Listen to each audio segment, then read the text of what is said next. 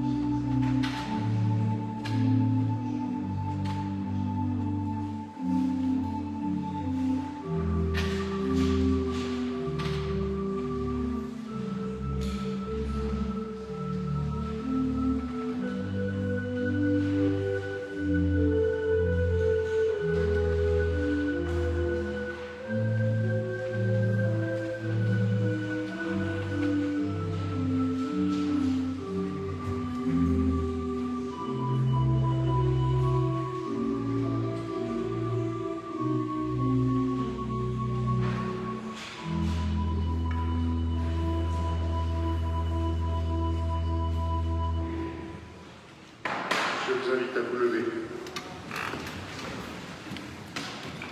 Pour entendre ceci, grâce et paix de la part de Dieu notre Père et de Jésus-Christ, notre Sauveur, quel que soit ce que nous avons vécu, ce que nous avons été, quel que soit ce que nous avons eu à porter ou à faire porter au cours de la semaine passée, eh bien, Dieu nous accueille aujourd'hui avec la promesse de sa grâce, de sa paix et de son pardon.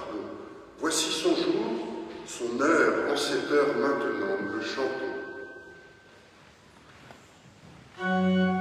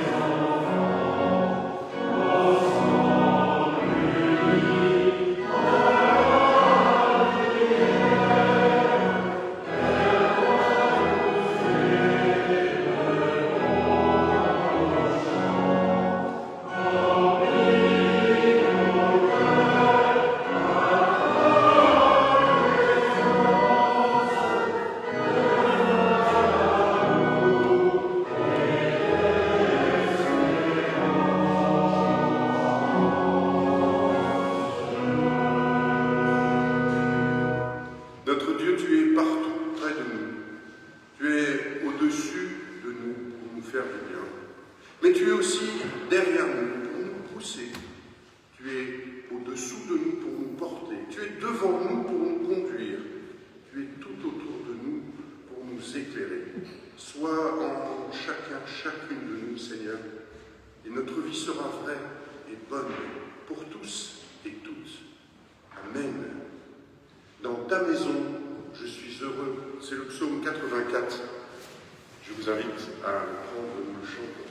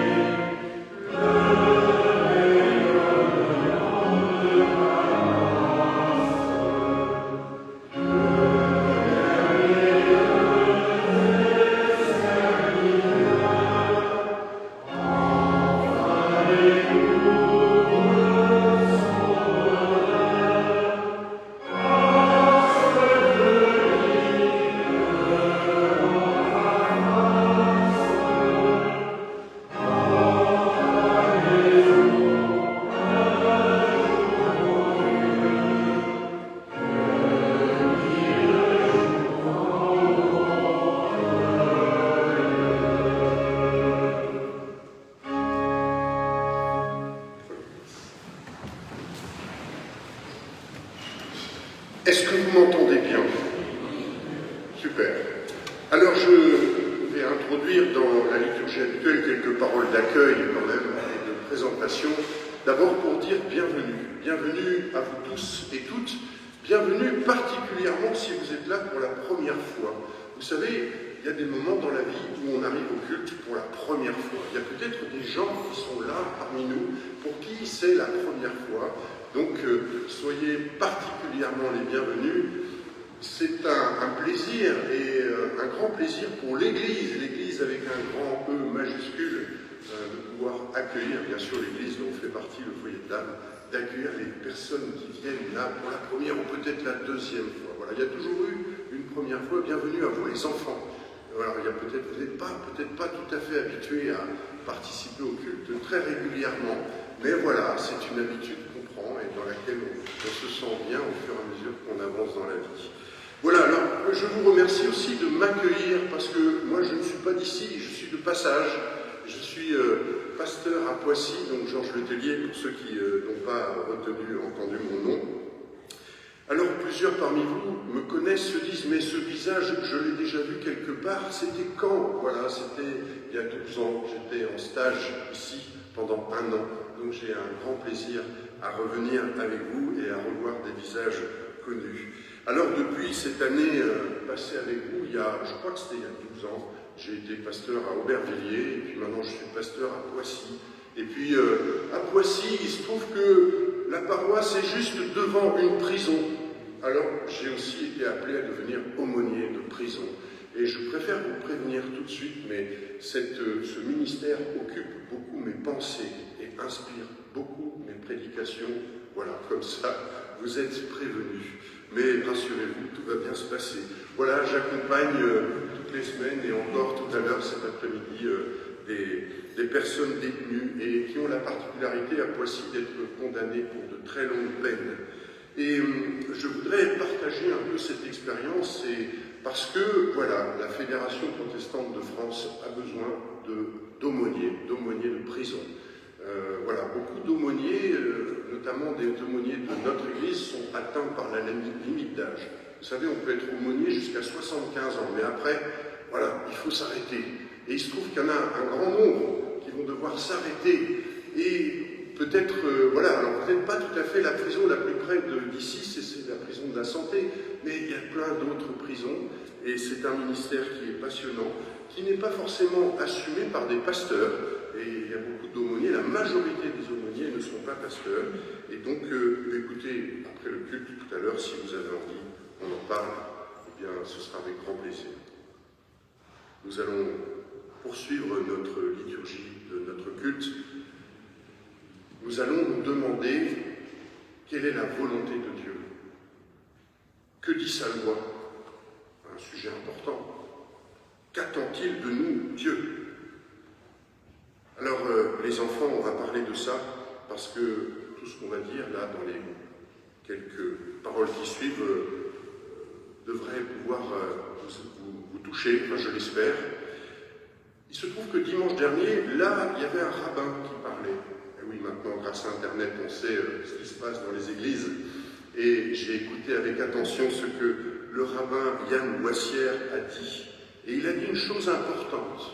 Il a dit que la loi est bonne. Voilà, j'ai retenu ça. On a souvent cette idée que la loi, c'est fait pour contraindre, pour embêter les gens. Mais non, la loi, si on la met en place, c'est parce qu'elle est bonne. Et elle permet à chacune, chacun d'exister, de se respecter, de se comprendre. J'ai trouvé cette réflexion tout à fait pertinente.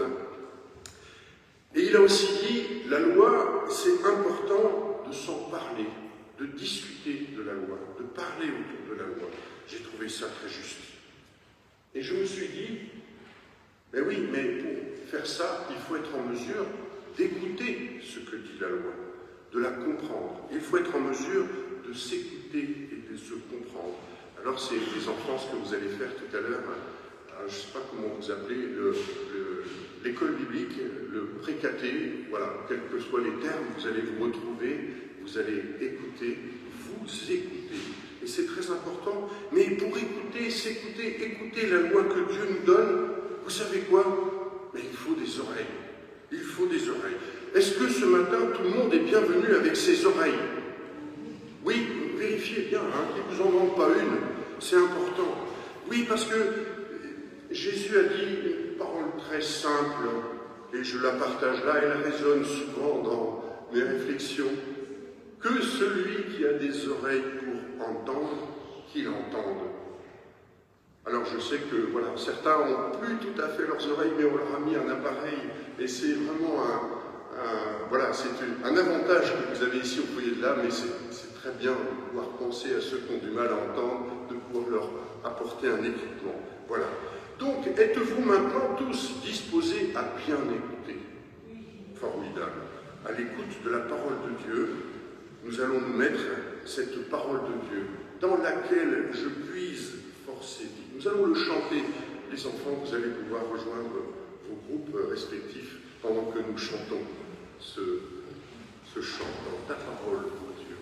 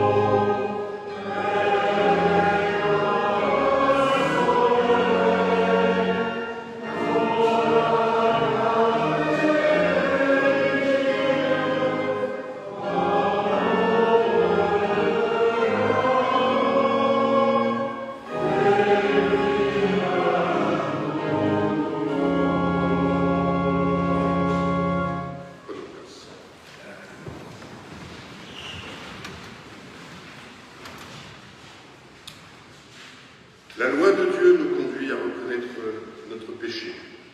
Elle nous amène à reconnaître que nous avons souvent du mal à écouter, à nous écouter les uns les autres, mais aussi surtout à écouter la parole de Dieu. Nous sommes parfois un peu sourds, et c'est comme si nous oublions régulièrement nos oreilles à la maison. Adultes et enfants, jeunes et moins jeunes, les enfants sont partis, mais je vois devant moi beaucoup d'anciens enfants. Jeunes et moins jeunes, je sais qu'il y a jeunes et moins jeunes tout à l'heure. Ensemble, simplement, nous prions, nous disons ceci. Seigneur, j'ai besoin de toi, de ton pardon. Dans nos vies, dans ma vie, il y a des choses cassées, abîmées, des amitiés blessées, des gestes qui ont brisé l'autre. Quand j'ai fait mal à quelqu'un, quand j'ai dit un mensonge, quand j'ai trahi un secret, quand j'ai dit une parole méchante, ou quand je me suis moqué. Quand je fais tout cela, mon cœur devient dur comme une pierre. Pardon. Amen.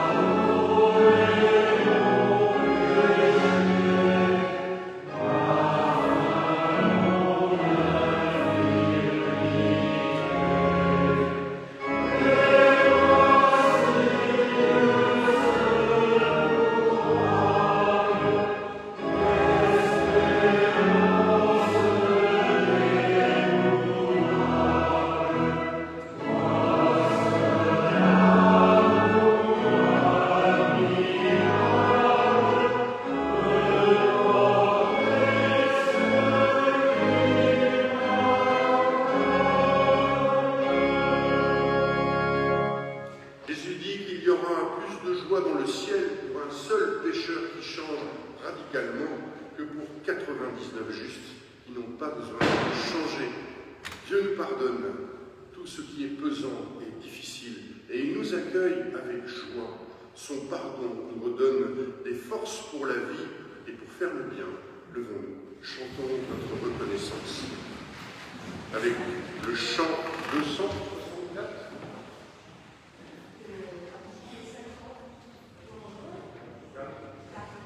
« 264, 4 strophes.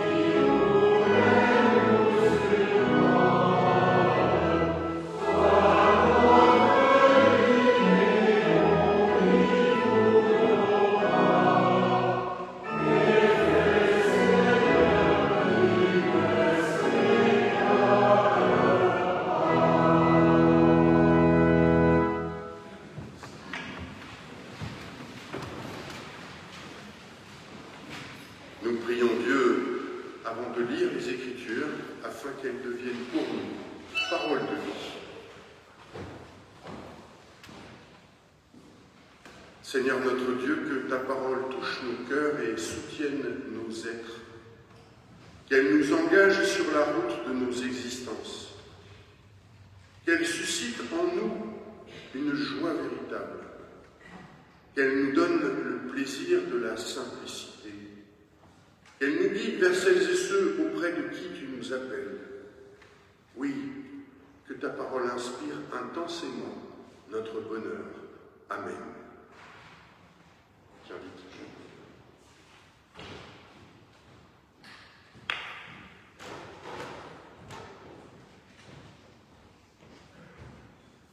Première lecture dans Genèse au chapitre 4 et au verset 1 à 16. L'humain connut Ève, sa femme. Elle devint enceinte, enfanta Caïn et dit « J'ai procréé un homme avec l'Éternel. » Elle enfanta encore son frère Abel. Abel faisait paître les moutons, Caïn cultivait le sol. À la fin de la saison, Caïn apporta à l'Éternel une offrande de fruits de la terre. Abel apporta lui aussi des prémices de ses bêtes et leur graisse. L'Éternel tourna son regard vers Abel et son offrande, mais il détourna son regard de Caïn et de son offrande. Caïn en fut très irrité et son visage fut abattu. L'Éternel dit à Caïn, « Pourquoi t'irrites-tu? Pourquoi ton visage est-il abattu? Si tu agis bien, ne le relèveras-tu pas? Si tu n'agis pas bien, le péché tapis à ta porte te désire. Mais toi, domine-le. » Caïn parla à son frère Abel, et lorsqu'ils furent au champ, Caïn attaqua son frère Abel et le tua. L'Éternel dit à Caïn, « Où est ton frère Abel ?» « Je ne sais, répondit-il. Suis-je le gardien de mon frère ?»« Qu'as-tu fait ?» reprit-il. « La voix du son de ton frère crie du sol vers moi. Tu es maintenant maudit du sol qui a ouvert la bouche pour recueillir de ta main le sang de ton frère. Quand tu cultiveras le sol, il ne te donnera plus sa force. Tu seras errant et vagabond sur cette terre. » Caïn dit à l'Éternel, « Ma faute est trop lourde à porter. Si tu me chasses aujourd'hui de l'étendue de ce sol, je serai caché à ta face, je serai errant et vagabond sur la terre, et quiconque me trouvera me tuera. » L'Éternel lui dit, « Eh bien, si l'on tue Caïn, il sera vengé cette fois. » L'Éternel mit un signe sur Caïn pour que personne, en le rencontrant, ne le frappe. Caïn s'éloigna de la présence de l'Éternel et habita dans le pays de Nod, à l'orient d'Éden.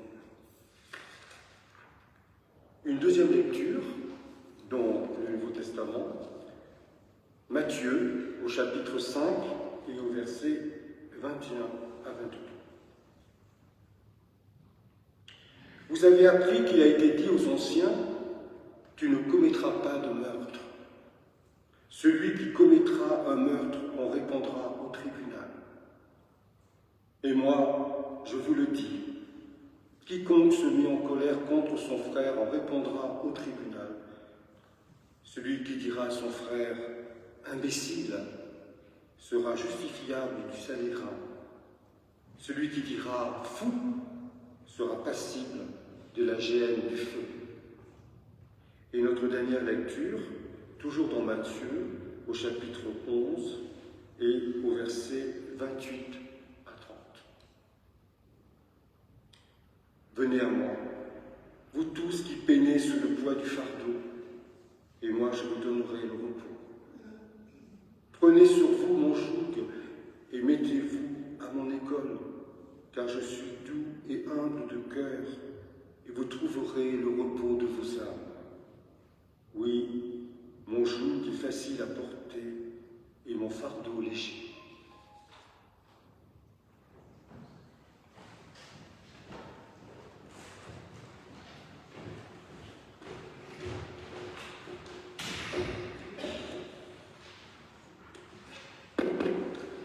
Vous m'entendez bien? Super. Accusés, levez-vous et veuillez confirmer votre identité. Vous êtes Monsieur K1. Vous comparaissez ici devant le tribunal de l'humanité parce que vous êtes accusé du meurtre de votre frère. La loi est pourtant claire. Elle dit « Tu ne commettras pas de meurtre ». Nous allons donc entrer en procès avec vous pour tenter de rétablir ce qui peut l'être. Vous êtes le fils d'Adam et Ève. Vous êtes né près du jardin d'Éden. Vous ne savez pas où précisément. Caïn, ce n'est pas un nom très commun, ça. Ça veut dire j'ai acquis. Savez-vous pourquoi votre mère vous a appelé comme ça? Non. Et votre père, vous ne lui avez jamais demandé?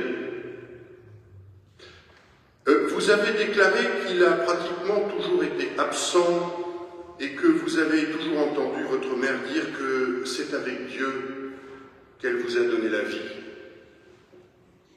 Ah, évidemment, ça n'a pas dû être facile pour vous de comprendre ça, surtout auprès des autres enfants qui avaient 2 parents.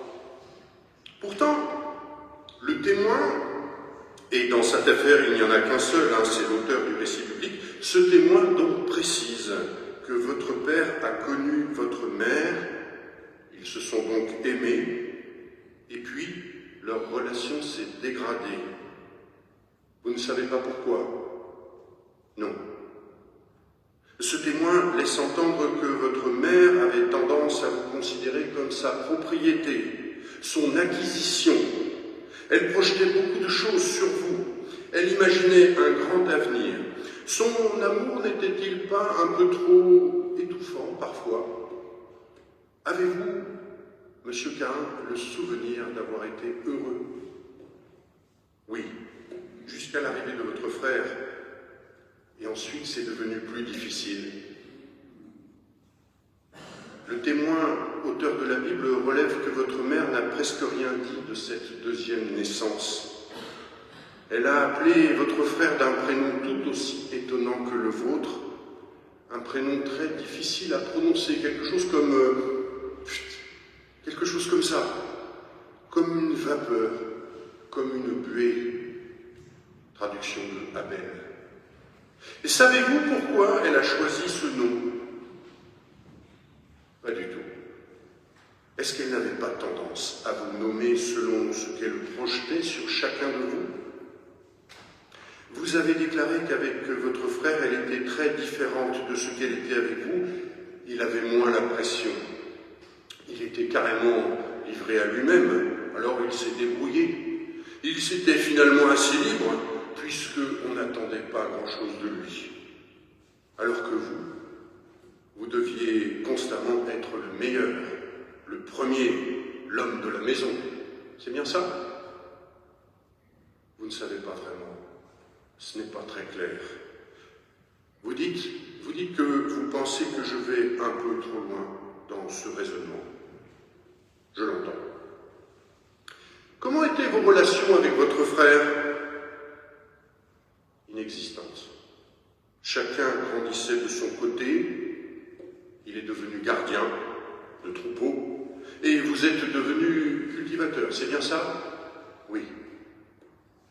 C'était les 2 métiers de vos parents. Le rapport de l'enquête précise qu'ils ont été gardiens et cultivateurs dans le grand jardin d'Éden jusqu'à ce qu'ils soient renvoyés pour faute grave.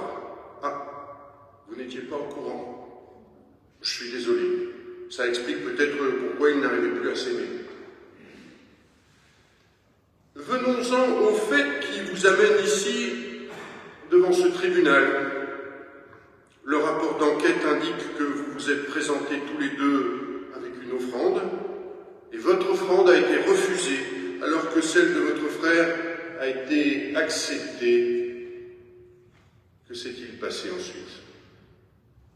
Qu'avez-vous ressenti? Une grande jalousie. La moutarde vous est montée au nez. Vous étiez en colère. Ça s'est vu? Non. Vous avez tout rentré en vous. Mais est-ce qu'on vous a donné une explication concernant ce rejet? Non. Aucune. Vous avez déclaré avoir ressenti une profonde injustice vis-à-vis de votre frère Abel. Vous avez dit que vos fruits étaient parfaits et qu'il n'y avait aucune raison qu'ils soient rejetés. Vous avez déclaré avoir constaté une grande amitié entre votre frère et le Seigneur. Votre frère semblait serein. Et vous? Vous étiez tendu. Vous vouliez que votre offrande soit la préférée, la plus performante. Je reprends vos propos, vous avez dit que vous étiez au taquet. Connaissiez-vous les critères du Seigneur pour juger les offrandes? Vous pensiez que c'était la qualité des produits. Et justement, vous pensiez maîtriser parfaitement la situation parce que vous avez une bonne terre et que vous êtes un excellent cultivateur. Mais en fait, non. Ce n'était pas la qualité des produits ni votre expertise qui était jugée, mais plutôt la qualité de la relation, l'équilibre personnel de la personne, sa façon d'être avec l'autre. Vous n'étiez pas au courant de cela? Non. Vous avez toujours voulu être le meilleur, le premier, le plus fort. Et là, c'est votre petit frère qui vous a dépassé. Le témoin indique que le Seigneur vous a recommandé de ne pas vous irriter, de ne pas laisser votre visage abattu. Il vous a dit, si tu rends heureux, ne relèveras-tu pas ton visage? Vous contestez, ce n'est pas ce que vous avez entendu. Selon vous, le Seigneur a dit, si tu n'agis pas bien, écoutez, c'est probablement une question subtile de traduction et d'interprétation. En tout cas, une chose est sûre, vous n'avez pas compris qu'il s'agissait de rendre heureux votre mère, votre frère, vos proches. Non, non, ce n'est pas ce que vous avez compris. Vous avez compris, vous, qu'il s'agissait de produire des fruits encore plus parfaits, alors que vous estimiez que les vôtres l'étaient déjà. En tout cas, je note que c'est la première fois que vous entendiez parler du péché. Et vous n'avez pas compris de quoi il s'agissait. Vous ne ressentiez que de la colère. Alors que s'est-il passé ensuite? Vous avez demandé à votre frère de vous suivre au champ. Quelle raison avez-vous invoquée? Vous ne savez plus. Le témoin biblique ne dit rien non plus. Comment l'avez-vous tué? Vous ne répondez rien. Oui, je vous écoute. Parlez un peu plus fort. Vous n'étiez plus vous-même. Vous étiez dominé par la colère. Et maintenant, avez-vous compris de quoi il s'agissait quand le Seigneur vous parlait de péché tapis à votre porte qu'il vous faut dominer? Oui, vous avez compris. Vous reconnaissez avoir pris la vie de votre frère Abel. Votre mère ne veut plus vous voir, et votre père non plus. Le péché a détruit toutes vos relations. Vous êtes seul maintenant, et vous avez peur. Le péché, vous dites que c'est parler plus fort pour qu'on vous entende bien. La rupture des relations et la peur des autres. Et vous avez déclaré avoir peur qu'on vous tue. C'est bien vrai? Oui. Monsieur Quin, veuillez vous asseoir maintenant. Nous allons écouter la plaidoirie de la défense Maître, c'est à vous. Monsieur le Président, Mesdames et Messieurs les jurés, vous avez appris qu'il a été dit aux anciens « Tu ne commettras pas de meurtre. Celui qui commettra un meurtre en répondra au tribunal. » Et moi je vous dis, quiconque se met en colère contre son frère en répondra au tribunal. Celui qui dira à son frère « imbécile » sera justiciable du Sanhédrin. Celui qui dira « fou » sera passible de la géhenne de feu. À la décharge de M. Caïn, et même si cela n'enlève rien à la gravité des faits qui lui sont reprochés, il est très difficile de ne jamais penser du mal de son frère.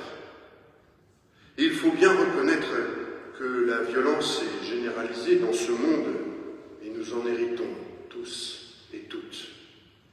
Ainsi, le péché est tapi devant chacune de nos portes.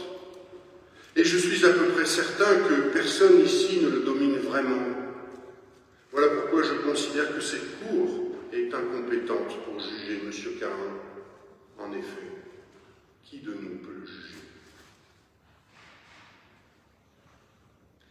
Qui d'entre nous n'a jamais dit ou seulement pensé d'un autre que nous, d'un frère, d'une sœur, que c'est une imbécile? Et selon le code de l'enseignement du sermon sur la montagne, eh bien, c'est passible de la géhenne de feu. Par conséquent, en raison de l'incapacité de ce tribunal auquel vous participez tous plus ou moins consciemment, vous les humains, je demande le dépaysement de cette affaire et je demande à ce qu'elle soit jugée directement par le Seigneur de qui provient toute vie et toute justice. Je vous remercie. Maître, nous recevons votre requête, mais je tiens à vous avertir que le délai risque d'être long, car la justice de Dieu n'est pas celle des hommes, et Dieu est incroyablement patient. D'autant plus que, compte tenu de l'enseignement que vous citez, il y a beaucoup d'autres prévenus à faire comparaître. Bref, pour tout vous dire, nous sommes un peu perdus et nous nous en remettons à Dieu. Avant de clôturer cette audience, M. Caïn, avez-vous quelque chose à déclarer? Oui, nous vous écoutons. Ma faute est trop lourde à porter. Je ne peux plus travailler. Je suis faible, car à cause du sang de mon frère, le sol ne me donne plus sa force. Je suis devenu errant et vagabond sur la terre. En permanence, j'ai peur pour ma vie. Je regrette d'avoir tué mon frère, de ne pas avoir veillé sur lui. Je regrette d'avoir tant attristé ma mère et mon père. Et j'espère qu'il n'est pas trop tard pour qu'ils aient un autre enfant. En attendant votre décision, je demande à m'éloigner pour vivre et habiter dans le pays de Nod, à l'Orient, de l'ancien jardin où se sont connus et aimés mes parents.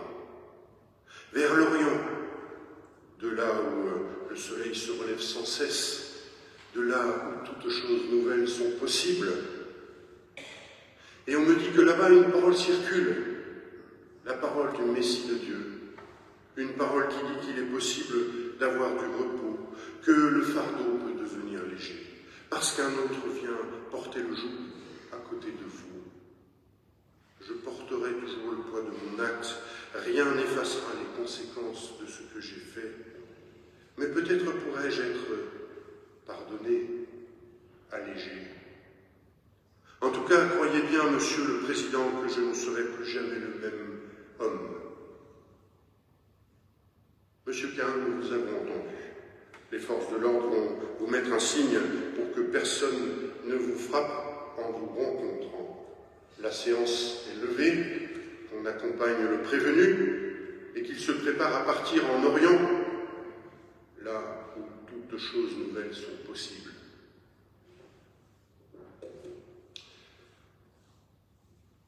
Je suis en direct du palais de justice où l'audience vient à l'instant de se terminer et je dois dire que l'issue de ce procès a surpris tout le monde ici. Aucune peine immédiate n'a été prononcée. compte tenu de la gravité des faits, on pouvait s'attendre à une peine très lourde, voire même à la peine de mort.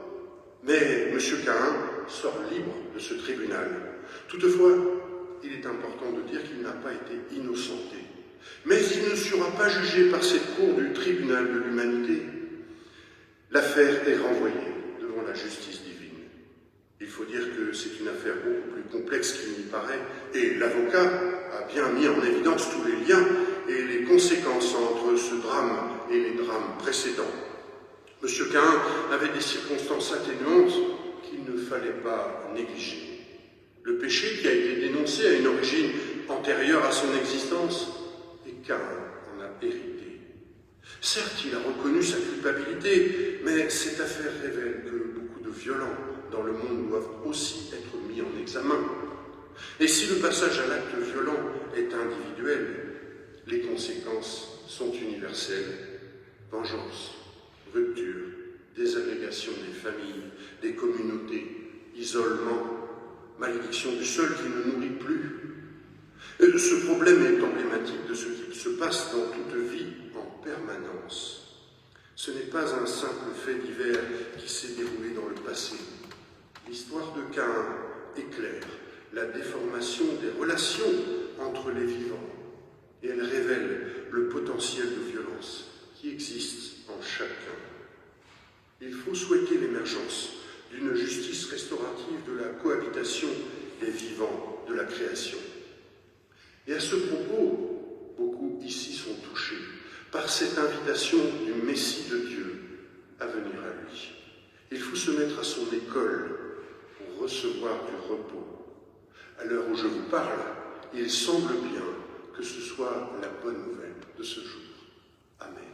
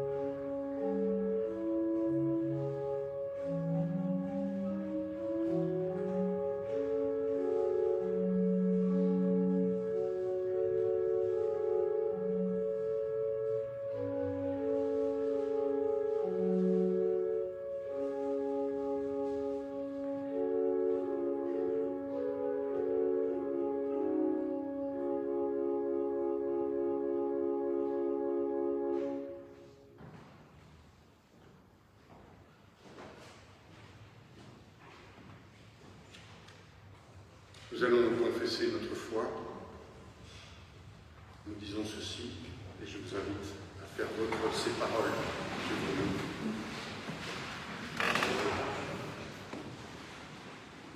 Nous croyons en Dieu, malgré son silence et son secret, nous croyons qu'il est vivant.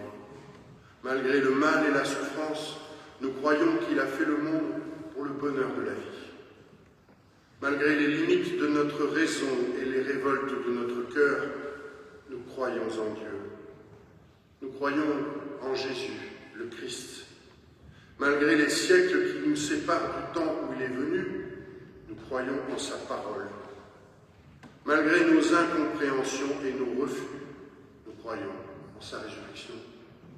Malgré sa faiblesse et sa pauvreté, nous croyons en son règne. Nous croyons en l'Esprit Saint. Malgré les apparences, nous croyons qu'il conduit l'Église. Malgré la mort, nous croyons à la vie éternelle. Malgré l'ignorance et l'incrédulité, nous croyons que le royaume de Dieu est promis à tous et à toutes.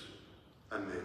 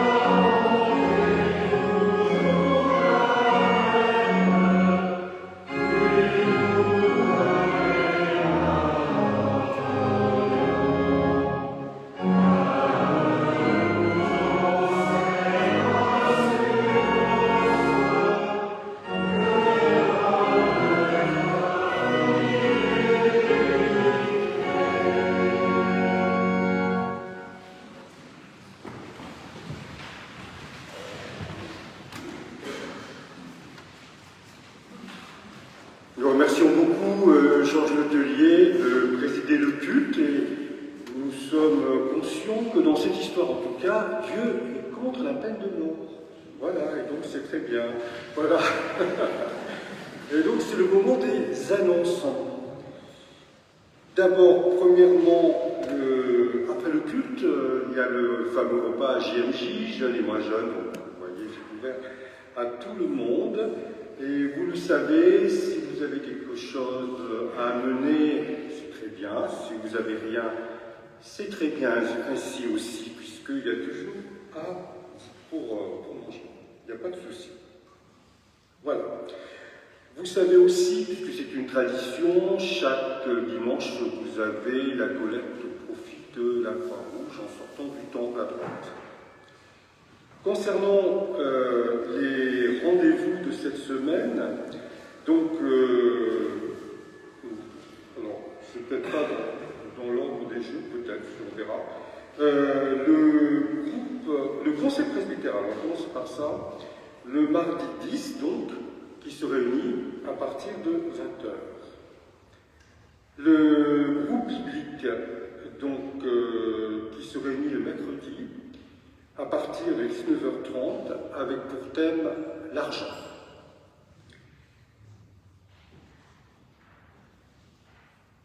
La pause spirituelle, ce jeudi aussi, à partir de 12h30,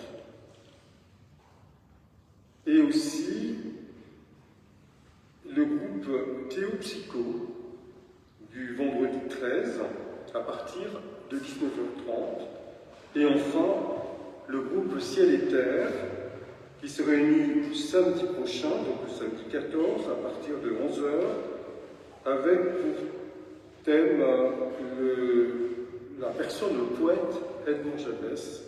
Et le thème, c'est l'exil, le désert, Dieu. Je crois que j'ai fait le tour. Le comité d'entraide, j'ai oublié, comme c'est pas dans l'ordre, donc automatiquement, jeudi 12 février à 18h30. S'il y a d'autres annonces, et voilà, le Mas d'Asile, le fameux bastion huguenot. Oui, bonjour à tous. Donc je vous annonce que dimanche prochain, 15 février, dans le cadre de la réunion de l'Île-de-France de l'association La Réveillée, n'hésitez pas à me poser des questions si vous voulez savoir ce que c'est que cette association, vous propose d'assister à une vidéoprojection du récit conté du siège du Mas d'Asile. En 1625, donc en 2025 on souhaitait les 400 ans, Louis XIII a envoyé le maréchal de Témim pour faire taire cet affreux bastion protestant du Mas d'Asile en Ariège. 80 km plein sud de Toulouse, si vous voulez savoir. Voilà, donc dimanche prochain, 15h. Entrée libre, il y aura une corbeille pour ceux qui veulent laisser quelque chose. Merci.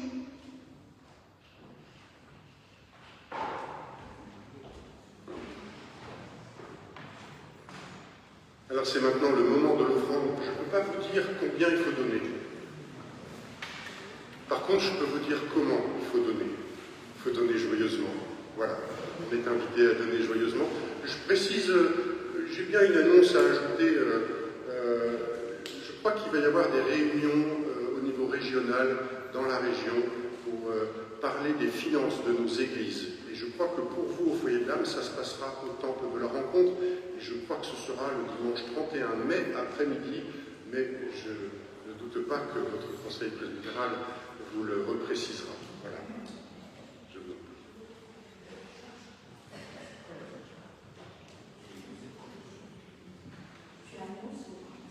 J'annonce le cantique, vous dit Nicole. Après ça, on va chanter, ou pendant, je ne sais pas, on va chanter « Confie à Dieu ta route », c'est le 279.